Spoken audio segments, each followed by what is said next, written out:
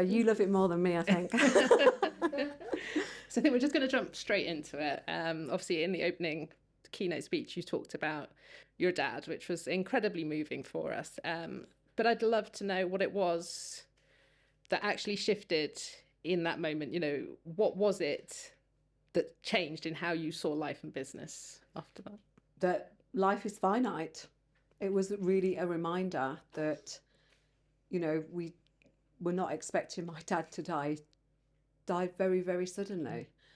And I think it was a wake-up call, because it also coincided with the story that I told about how I hid away and so on. So it was almost at the same time as that. So it was like two things happening at the same time that kind of woke me up and made me realise life's passing by, and what am I going to do? There is more inside of me. Yeah. Okay. So obviously, I mean, a couple of the speakers this afternoon as well have spoken about sort of the waiting for later, and obviously you in that regard, that shift made you realise I can't keep waiting. What do you think it is that causes that wait for later? Oh, we're always waiting. We always think like tomorrow's going to be a better day, don't we? I think it's just the fact that you get used to comfort. The comfort zone is the most dangerous place of all for all of us, because like we said in some of the interviews about you stagnate when you're not growing. When we talked with Helen, they're doing the same thing all the time. You just, it kind of causes you depression and so on, because there's no challenge. But I also think that it's very easy to get into this comfort zone and to get used to a different way of life very, very easily. And, I think that's what happened to me. And I think that's what happens to people, is that we get used to a level of comfort. And so although we have these ideas about making changes, we've got to accept that those changes are going to cause a bit of discomfort. Yeah. And we've got to be prepared to say, what have I got to give up in order? Because there's always a gain. There's always something that we're gaining by not taking the action that we should take. So like when I was putting on weight, it's like I liked whatever it was I was eating, probably those cakes down the back of the room. They are nice cakes. So, you have to decide what you're going to give up. But it takes courage as well, isn't it? What was it about all of that gave you the courage to make those changes, to actually take those steps? Because I think we can feel the shifts, definitely. Mm-hmm. But then you get sort of a bit further down the line and life has set in again. What gave you the courage to keep making those changes? I think the fear of staying where I was. I didn't want to be that person. At that time, I had written, I remember New Year's Eve, and it was at the time before I was really journaling every single day. But I was journaling every New Year's Eve. Yeah, we've all been there, haven't we? Like New Year's resolutions. And I remember, so this is how little I journaled. I'd got this beautiful notebook, and it was kind of like almost like a wooden cover with a big heart cut out on it. And I looked back through it and I realised that for 5 years, I'd written the same thing. Lose weight, develop the business. And it was like, I have to do it. I have to do it now. There's a slight difference though, isn't there? Like, your courage gave you the ability to step into rooms and come out with 16 million euros. Was there anything extra, do you think, or was it really just that resolve that, life is too short for this, I've got to keep going? In terms of going into the rooms, to be able to step into those rooms, yeah. It didn't feel difficult for me to do that. It didn't feel difficult.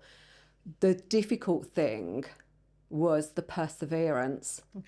So I was really driven by a vision. So I'd been working at the Priory as a director, and the thing is with my time there, they had employed me because of my entrepreneurial ability. So even though I was employed, they were employing me to bring this entrepreneurial flair. But as the business got bigger, they had to take more control over what was being delivered. So they weren't interested in innovative programs anymore. So that's like, bye. That's I'm not interested in just doing a normal job. I want to be creative. And at the time, I'd come up with this concept about developing this non-clinical therapeutic centre, because so many people on my doorstep just would not step over the threshold of a psychiatric hospital, even though I had a beautiful day hospital. I had several beautiful day hospitals in beautiful locations. They wouldn't step over the threshold of them because of the stigma. And so my vision was really clear. I wanted to provide somewhere that these people could go. So I was absolutely driven by that. And so it didn't feel scary or anything. It's just like, yeah, I just have to, like Caroline was saying, just have to take this step, just have to take that step. Every no I got a lot of no's, or I got a lot of men telling me, oh, this is a great idea, Carol, but we'll do it this way instead. Yeah. And so, yeah, it's just one step after another. Yeah. Okay. When you look at sort of your vision, because I know one of the things you talk about often is you start with a big vision and work backwards. Yeah. And you said that that's how you got the courage to continue going into the rooms. Yeah. Was there ever any time that you were just like, no, I can't do this? Well, yeah, I remember there was 2 times when I was setting up that first business where I nearly gave it up. One was when I was really frustrated because I couldn't find the right property. I had a vision of the property that I had in mind that I wanted, and I was flying back to Ireland. I'd got a young son at the time. I was flying backwards and forwards to Ireland every other week, and I just thought, I just can't find the right property. And then I met a man on a plane and he had the right property. So, you know, that was like 12, that's a whole story in its own. And then in terms of finance, I know, right? So less than 3% of venture capital goes to female founders at the moment, right? But I know it's possible because I've raised it, right? But I knew that I had to have a lot of no's, and every no that I got, I learned something different from it in terms of how I was presenting. But I went for this meeting with this guy who was one of the richest men in Ireland. He breeds racehorses and he used to own Manchester United. And I turned up at the door and his wife thought I was there to look at the stud. But I said, but yes, but not that kind of stud. He offered me tea and biscuits, right? Really, really beautiful host. But then started talking to my male directors. And when he did start talking to me, he would not give me eye contact at all. And he did want to invest, but he wanted to change my plan. And I nearly gave up after that because it was so intimidating not to be given the respect of somebody looking you in the eye, and chatting. I mean, by that time, I was used to the men chatting to the men. It was just like, yeah. So I nearly gave up. But the week after, I was flying to Florida. I didn't know who this guy was, by the way. It was only when he showed me around his office and all his memorabilia that he told me he was George Bush's personal banker. I didn't go because it was him. But I nearly gave up. That meeting nearly stopped me. So yeah, I did have moments where it's just like, I can't do this anymore. But it's the belief in yourself and your vision that sort of kept you going. It was definitely the vision. I was so passionate about that vision. And when I talk to people about vision, right, quite often people will say, I don't know what it is that I really want to create. But when you don't know what you really want to create, you can't hit a moving target. I was so passionate about that business. I absolutely knew with every ounce of my being, this is what is needed. I knew it. And I was so passionate about that business, right? I formed the most amazing team. I even got guys, right, who, I think there's about 3 people in my team who worked for me for nothing.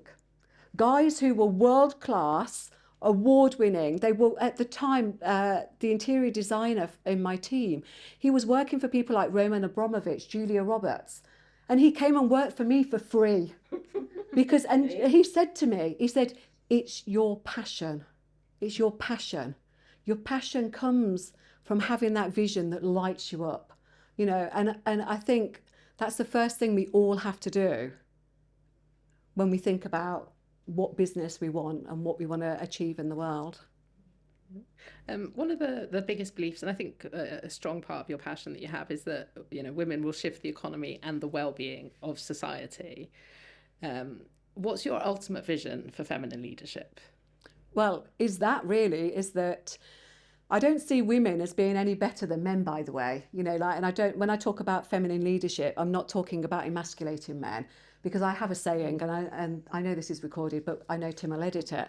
But, you know, like, I'm known for having a saying. You might remember it, Hayley, and you, Mel. But, you know, I want a man who's strong enough, who can, like, throw me over his shoulder, take me all night and bring me tea in the morning.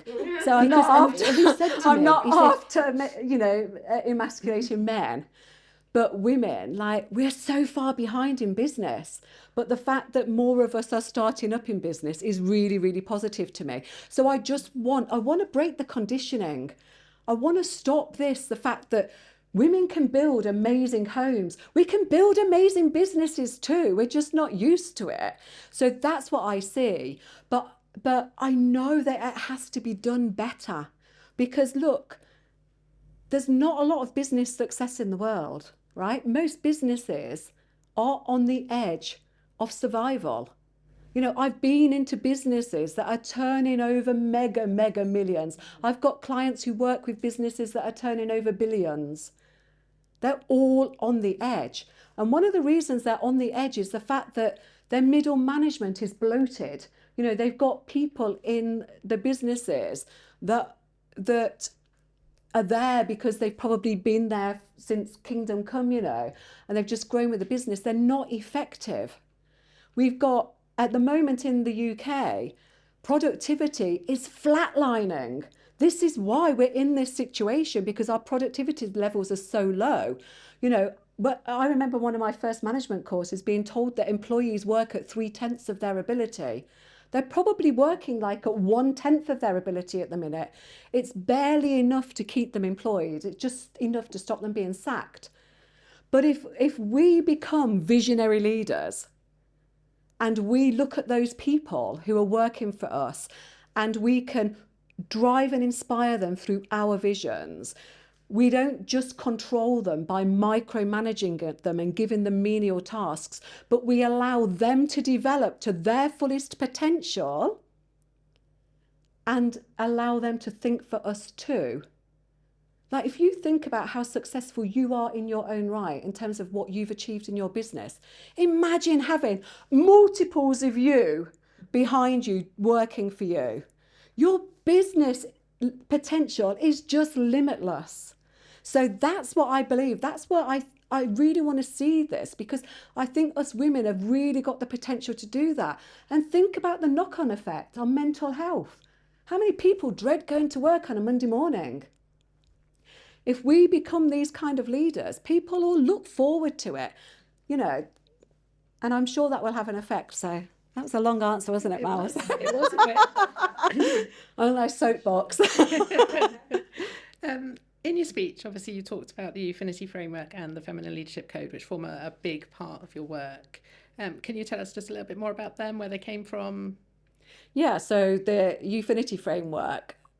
So my first business after the Eufinity project was consultancy and coaching, which was set up because people kept asking me, could I help them? And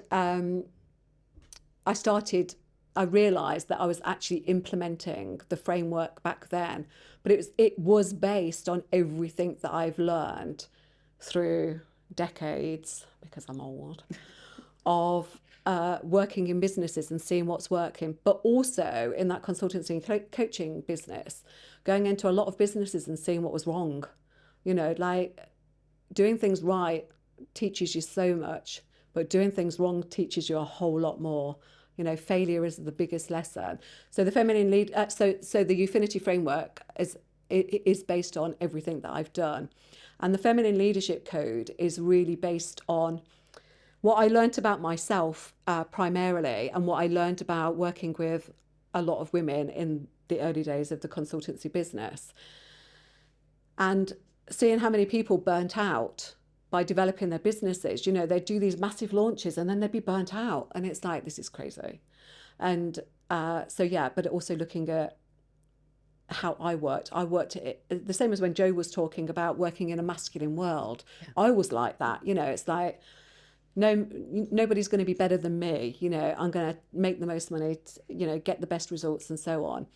But you do burn out. And you also realize that you're kind of like selling your soul because it's not really us. Yeah. And so a lot of the work that I've done, a lot of internal work in terms of really reconnecting with my inner goddess. And I think that's, yeah. Okay. Within both of your frameworks, sort of you tend to fuse strategy and sensuality in a way that many haven't sort of seen before. Yeah. Why do you think that balance is important to feminine leadership? I think it's really, really important, because what I see is a lot of people who talk strategy, and I see a lot of people who talk feminine leadership, and neither of those things work on their own. They just don't. Because like we have a lot of people who are becoming more connected to themselves.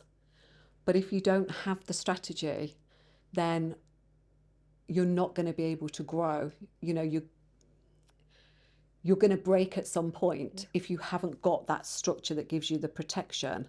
So yeah, I think it's from what all my experience is, it's the fusion that actually gets the results. And when I talk about femininity and the feminine leadership code, I don't talk about it in a soft way. You know, like femininity to me is not soft. I think it's actually one of the greatest powers ever. You know, you think about us, you know, we create life. You know, like there isn't anything more powerful than that. So we have to stop seeing ourselves as being soft and weak. But if we can combine our natural states with structure and strategy, then we can get results. Brilliant. That's really good. So yeah, it's been great to ask you the questions. I'd like to ask you just one more. There's always one. One last one. What is the one thing that you would say to all the women here today? If you could just say one thing and one thing only, what is it? One thing. I don't do one, Mel. I know. That number doesn't just exist one. in my dialogue. I think you've got to honour yourself, and you deserve the success that you want to achieve, and you need to focus on that and you first, and forget about all the excuses and the reasons why you shouldn't do it. Just make sure that whatever you're doing is fully in aligned with what you really believe. Brilliant. Thank you very much, Carol. Thank you, Mel. Thank you very much.